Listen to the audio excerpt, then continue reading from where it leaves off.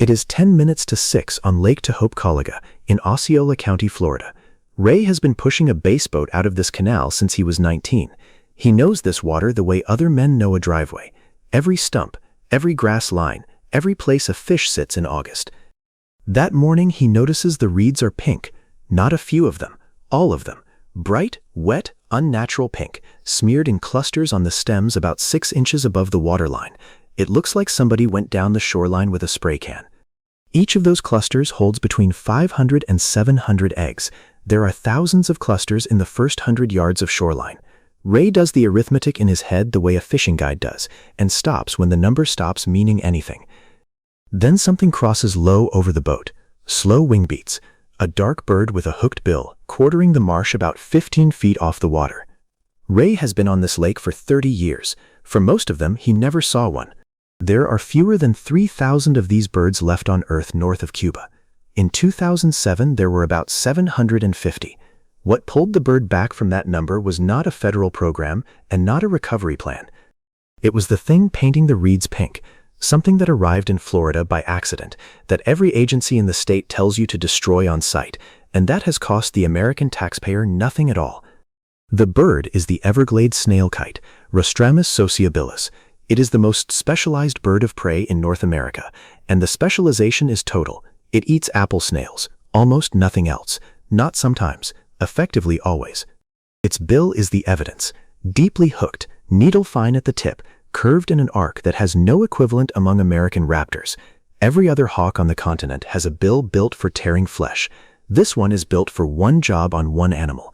That is a magnificent piece of engineering and a terrible business plan.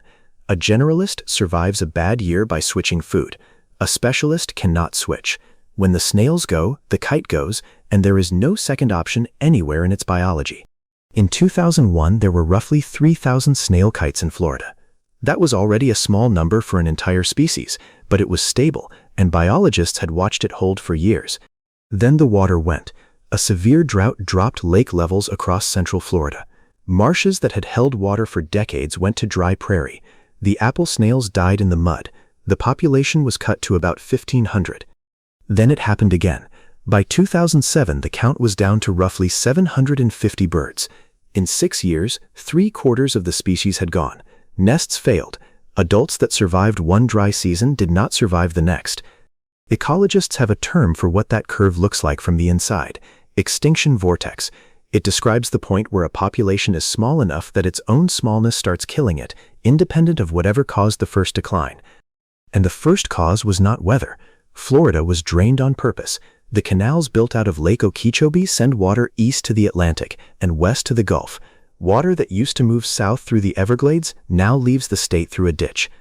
Paul Gray, who coordinates the Science for Audubon's Everglades restoration program, puts it plainly. When Florida was drained and those big canals were built out of Lake Okeechobee, the water that used to go to the Everglades started going out to the coast instead. America decided to fix it. In 2000, Congress authorized the Comprehensive Everglades Restoration Plan. More than 50 projects, 30 years, a price tag of $8.2 billion in year 2000 money. That is not what it costs now. The most recent report to Congress puts the full plan at $23.2 billion, and the timeline at roughly 50 years from the day it was authorized. The number has nearly tripled. Through fiscal year 2024, the federal government had spent $3.2 billion on construction, and the state of Florida another $2.86 billion already in the ground on the largest ecosystem restoration ever attempted anywhere. 56 threatened and endangered species depend on that plan. The snail kite is one of them. The Central Everglades, the piece the plan is built around, is the largest single block of snail kite habitat in Florida. Here is the problem with a 50-year plan and a bird with a 7-year emergency. The concrete is real, the engineering is real, and the water is still not where the bird needs it. In 2007, the kite did not have 50 years. In 1989, in Palm Beach County, somebody emptied an aquarium. The species that went into the water was Pomatia maculata, the island apple snail, native to South America and sold in the pet trade because it is large and it cleans glass. Florida already had an apple snail. The native Pomacia pallidosa tops out around 40 to 70 millimeters. The newcomer reaches 120, and specimens have been recorded at 155. Put the two shells on a dock board side by side, and the difference is not subtle. Many times the meat in one package. It breeds like nothing the state had seen. It tolerates conditions the native cannot. It survives dry periods that kill Pomacea pelludosa outright. And it lays its eggs out of the water, which is why Ray's reeds were pink. 500 to 700 eggs a cluster, glued above the waterline on reed stems, dock pilings, culverts, bridge abutments, and seawalls. Out of the water, no fish can touch them. It is a nursery with no predators in it. It spread from Palm Beach County outward. Today it is established from Miami-Dade north to Nassau County, and west across the Panhandle to Okaloosa. Most of the fresh water in the state now has it. And it does real damage. It strips wetland vegetation, changes which plants can grow, and alters the way those wetlands cycle nutrients. In Asia, the same genus is a serious pest of rice. Florida's agencies list it as invasive and tell the public to destroy the egg clusters on site. So the picture in 2005 was straightforward, and it was bad. A bird with 750 individuals left, one food source, and an aggressive foreign competitor now flooding into the last wetlands it had. Then the researchers actually watched the birds try to eat it. In 2010, a University of Florida team published what they found, and it was worse than anyone expected. The invasive snails grow larger than a tennis ball. A snail kite carries its prey in 1 foot to a perch. A bird that weighs less than a pound cannot carry that, and if it does, it cannot hold it steady long enough to work the shell. Adults managed, clumsily. Juveniles did not. A newly fledged kite is already bad at extracting a native snail. Handed something twice the size, the researchers calculated it might burn more calories fighting the shell than it gained from eating what was inside. That produces a specific and cruel outcome. The lake looks rich, food everywhere. Adults nest there because the signal says abundance, and the chicks that fledge into it starve anyway. Ecologists call that an ecological trap. The team's warning was explicit. If Lake Tohopekalaga stayed a favored breeding lake, it could become a trap that quietly killed the next generation of a species already down to its last few hundred birds. That was the prediction on the record in 2010. The invasive snail was going to finish what the drainage started. It is worth saying clearly because of what happened instead. The kite had been monitored for decades. Every year, on the same lakes, researchers catch birds, band them, weigh them, measure them, and let them go. Bill depth, bill length, body mass, year after year, the same measurements in the same places. It is the most boring data in Florida ornithology, and it is the reason this story exists at all. Nobody collected it expecting to find anything. They collected it because that is what a monitoring program does. Somewhere in the 2010s, the numbers stopped being boring. The birds were getting bigger, not dramatically. You would not notice it holding one bird in your hands, but the measurements of the whole population were shifting, and shifting in one direction. In late 2017, Christopher Cattau, Robert Fletcher Jr., Rebecca Kimball, Christine Miller, and Wiley Kitchens published the result in Nature Ecology and Evolution. The title was flat, the way these titles are: Rapid Morphological Change of a Top Predator with the Invasion of a Novel Prey. In under a decade since the snail arrived, snail kite bill size and body mass had increased substantially. Bill size moved roughly 1 full standard deviation in less than 8 years.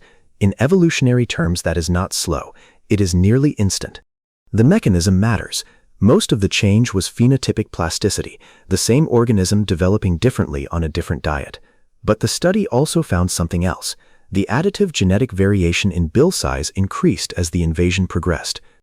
And the selection was measurable in the most direct way possible. Juvenile kites with larger bills and greater mass were more likely to survive their first year. The birds that could work the big shells lived. The ones that could not, did not. So the ecological trap was real. The 2010 study was not wrong. It was early. The trap killed the small-billed juveniles for years, and in doing so it selected, generation by generation, for the birds that could open the new snail. Here is what it actually looks like when a snail kite opens one. The bird takes the snail from shallow water in 1 foot and flies to a perch, usually a low branch or a dead stem over the marsh. The snail is sealed. It has a trap door, the operculum, and behind it a single muscle, the columellar muscle, anchoring the whole animal to the central column of its own shell. The arc of the kite's upper bill matches the inner spiral of that shell. It slips the bill tip past the trapdoor, feels for the muscle, and cuts it. That is the entire technique. One muscle, severed blind, inside a sealed shell, using a tool that fits the shell's geometry. Then it shakes its head once and the body slides out whole. The shell is dropped intact, undamaged, still perfectly shaped, not crushed, not broken. Opened, emptied, discarded. Under a favored perch, those shells pile up. Ornithologists call the pile a midden, the same word archaeologists use for the trash heaps outside old settlements. You can stand under a cypress branch in central Florida and count a season in empty shells. And the middens are a record you can read. Shells the size of a walnut, the native. Shells the size of a fist, the invader. In the middens of the last 15 years, the fist-sized shells took over. The second thing that changed was the map. The snail kite in the United States was a South Florida bird. Everglades, Lake Okeechobee, the Kissimmee chain, that was the range, and it had been the range for as long as anybody had records. In 2024, a team publishing in the journal Ornithology documented what had happened to it. The kite's breeding range had moved roughly 175 kilometers north. By 2018, it was breeding at Paynes Prairie, in Alachua County, a new northern limit for the species. The obvious explanation would be climate. It was not climate. The study attributes the shift to the invasive snail, which is more abundant in northern Florida than the native ever was, and far more tolerant of the conditions up there. And there is a detail in that paper worth sitting with. Bill length increased with latitude. The further north the birds bred, the bigger the bills. The bird did not just follow the snail north, it changed shape on the way. The kite was not the only one at the table. Florida has a second snail specialist, and almost nobody outside the state had heard of it. The Limpkin, a brown wading bird with a long bill that eats apple snails and screams like something being murdered at 3 in the morning. For most of the 20th century, the Limpkin was a Florida bird and a Georgia bird, and that was it. Uncommon, local, tied to the same native snail as the kite, and holding on in the same shrinking marshes. Then the numbers ran away. The Audubon Christmas Bird Count Circle at Gainesville recorded 0 Limpkins in 2010, 2 in 2011, 66 by 2015, 235 in 2017, 540 in 2018. And then it left Florida. Limpkins turned up in Ohio, Illinois, Tennessee, along the Gulf Coast into Alabama, Mississippi, and Louisiana, west into Oklahoma, Colorado, and Texas. In July 2023, one turned up at Middle Creek in Lancaster County, Pennsylvania, the first ever documented in that state. Every one of those birds is following the same shell. A snail dumped out of a fish tank in Palm Beach County in 1989 is the reason a tropical wading bird is now being photographed by birders in Ohio. Put the three together, and the shape is clear. The invader changed the kite's body, it changed the kite's map, and it carried a second native specialist across a continent. 3 outcomes, none of them planned, none of them paid for. By 2019, the snail kite was back to roughly 3,000 birds, the same number as 2001, before the collapse. On paper, a species that had been circling the drain had returned to where it started. But this is not a victory, and it would be dishonest to end it there. The population today is estimated at about 2,000. It has been falling again.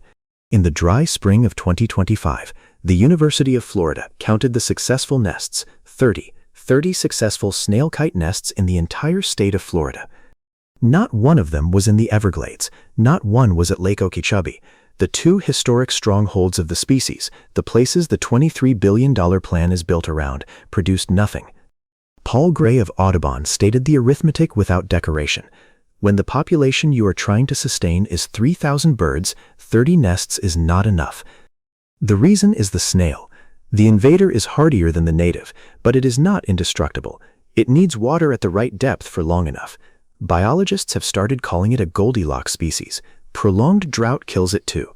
And the drought is only half weather.